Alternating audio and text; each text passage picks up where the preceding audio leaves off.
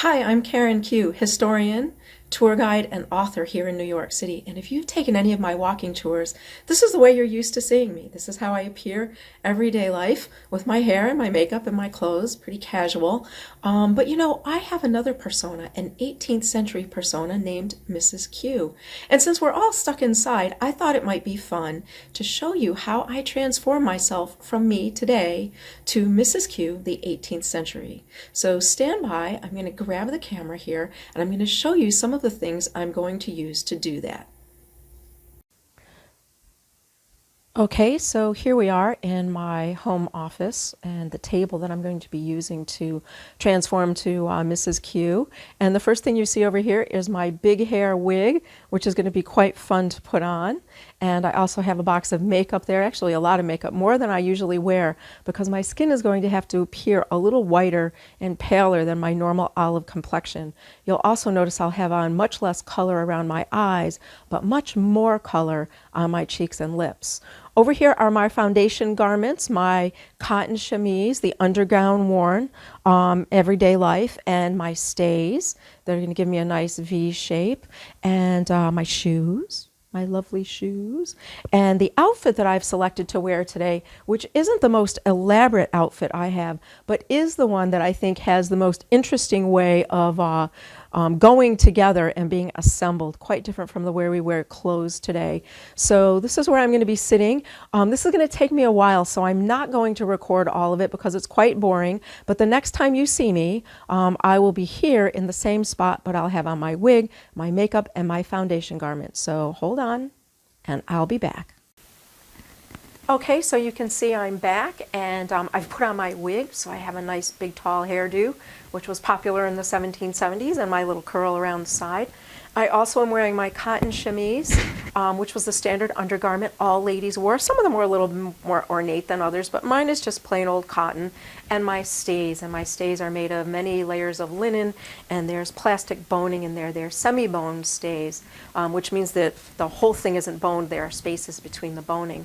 Now my stays also zip in the back, and they zip in the front, because a lot of times when I'm getting dressed to do a historical appearance, I don't have anyone here to help me get dressed, so I have to lace my stays in the front.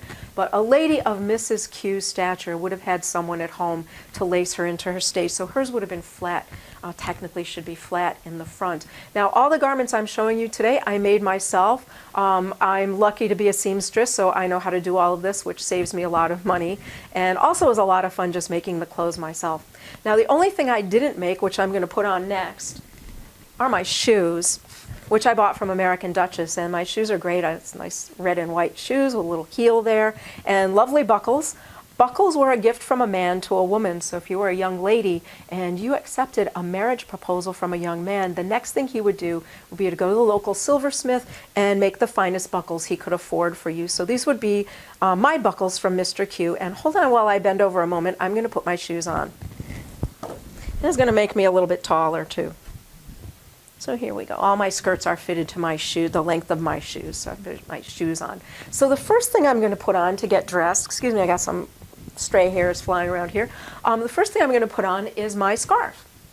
So here's my scarf, and this is way more colorful than they would have used at that time. They would have used a standard white scarf, but we're all inside and we're all getting sick of being inside, and it should be spring, so I decided to use a nice colorful spring scarf. So I'm just going to take my scarf, put it around my neck here, and tuck it into the top of my stays, and that'll ensure it tucks into the rest of my clothes properly.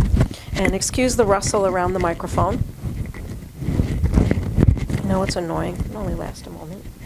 Okay, so there's my scarf, and I want to make sure my curl is out here. I don't want to lose my curl. There it is. So there's my curl. So there's my pretty scarf. And next thing is going to be something called a stomacher. There's nothing like it in modern clothing. And it is what it says it is. It goes over the stomach. So this is going to go over the front part of your clothing. And it pins directly to your stays. And using straight pins. Now they did get dressed at that time holding their clothes together with straight pins, which I know sounds really horrifying to us today, but that was the standard method of getting dressed. And my stomacher has these, oh, sorry about that, there's our microphone again, has these little tabs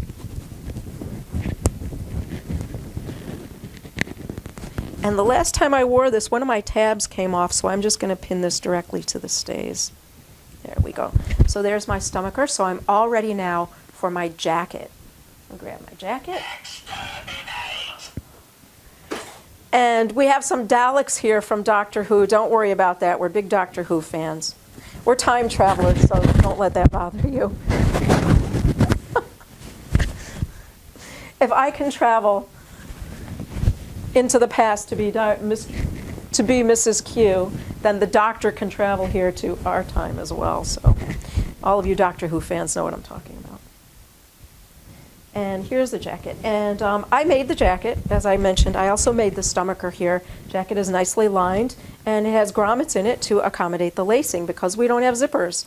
And you notice, first of all, it doesn't close all the way, and that is just fashion so that the stomacher shows between the lacing. So I'm going to lace it up really quickly. And while I'm lacing it up, I'm going to talk about wearing stays, which I thought was going to be probably the most horrifying experience I would ever have. I mean, why would anyone want to put themselves into stays, right? But you know what? You're not going to believe how comfortable they are. I love wearing my stays, and I wish I could wear them all the time, but modern clothes would look awful if you were wearing them. Just the same way you wouldn't be able to wear these clothes over modern underwear. They wouldn't fit you right or hang right. They just wouldn't look right because they're meant to be placed on over the stays, which shapes your body for the clothing. So let me finish lacing this up. If you have back trouble, I highly recommend stays.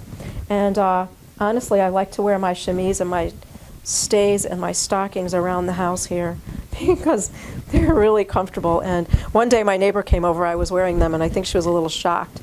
Couldn't quite figure out what was going on, but you know, my neighbors are a little used to me being a bit eccentric. So let me just get this one last lace here through the top. And I'm going to hope my point is in the middle here. Looks pretty good to me from here. And I'm going to lace up the top. And there we go. So now my jacket is on. I got my scarf. Let's see, I've got my curl. And all I need is some accessories. So what do I have? I have this nice little pin I found, this rhinestone pin. So I'm going to put this on. And I like to wear it off to the side like that. So there's my pin. And Mrs. Q likes to wear gloves because she doesn't like her hands. And I'm going to say right away that these are not period gloves, these stretchy gloves like this. But they were the best I could find, and truly I didn't want to make gloves, so they'll just have to do. And I got them in a whole bunch of colors. They're really nice. So here's some gloves and some colorful bracelets. And now Mrs. Q is ready. And this would be a pretty nice outfit to wear if you were going to go out shopping, or maybe if you were going to go visit a friend for daily activities like that. This isn't something you'd really wear to a party. If you've seen my other outfit that I have, that would be more like a party or a ball gown.